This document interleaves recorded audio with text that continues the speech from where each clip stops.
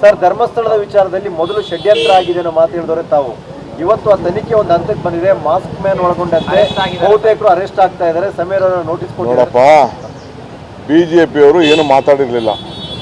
ಬಿಜೆಪಿಯವರೆಲ್ಲ fence ಇಟ್ರು, ಅಡ್ಗೋಡೆ ಮೇಲೆ ದೀಪ, ಅದೇನು ಹೇಳ್ತಾರಲ್ಲ, ಅಡ್ಗೋಡೆ ಮೇಲೆ ದೀಪ ಇಡ್ತಾರೆ ಅಂತ ಫೆನ್ಸ್ ಇಟ್ರು ಕೆಲಸ ಮಾಡ್ತಾಯಿದ್ರು.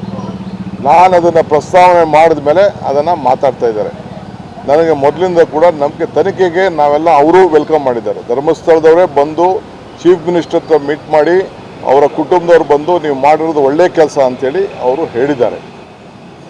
ಆಯಿತಾ? ಅದನ್ನು ಬಾಲಕೃಷ್ಣ ಅವರು ಅಸೆಂಬ್ಲಿಲೂ ಕೂಡ ಪ್ರಸ್ತಾವನೆ ಮಾಡಿದ್ರು. ನಾನು ಅದನ್ನು ಮಾತಾಡೋಕ್ಕೆ ಹೋಗಲಿಲ್ಲ ಅದನ್ನು. ಸೊ ಅವರು ಬಂದು ಅದಕ್ಕೆ ವೆಲ್ಕಮ್ ಮಾಡಿದ್ರು. ಇನ್ವೆಸ್ಟಿಗೇಷನ್ ನಡೀತಾ ಇದೆ.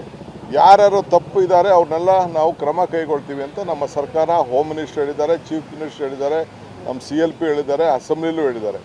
ಸೊ ಆ ಕೆಲಸ ನಾವು ಮಾಡ್ತಾಯಿದ್ವಿ. ಯಾರ ಮೇಲೂ ನಮಗೆ ಅವ್ರ ಪರನೂ ಇಲ್ಲ, ಇವ್ರ ಪರ ಇಲ್ಲ. ನಮಗೆ ನ್ಯಾಯದ ಪರ, ನಮಗೆ ಧರ್ಮದಲ್ಲಿ ರಾಜಕಾರಣ ಮಾಡಬೇಡಿ ಅಂತ ನಮ್ದು ಅಷ್ಟೇ. ಅನನ್ಯ ಭಟ್ ನನ್ನ ಮಗಳೇ ಅಲ್ಲ ಅನ್ನುವಂಥ ಮಾತನ್ನ ಈಗ ಸುಜಾತ ಭಟ್ ಹೇಳ್ತಾ ಇದ್ದಾರೆ. ಅದನ್ನೆಲ್ಲ ನನ್ನ ಹೋಮ್ ಮಿನಿಸ್ಟರ್ ನೋಡ್ತಾರೆ.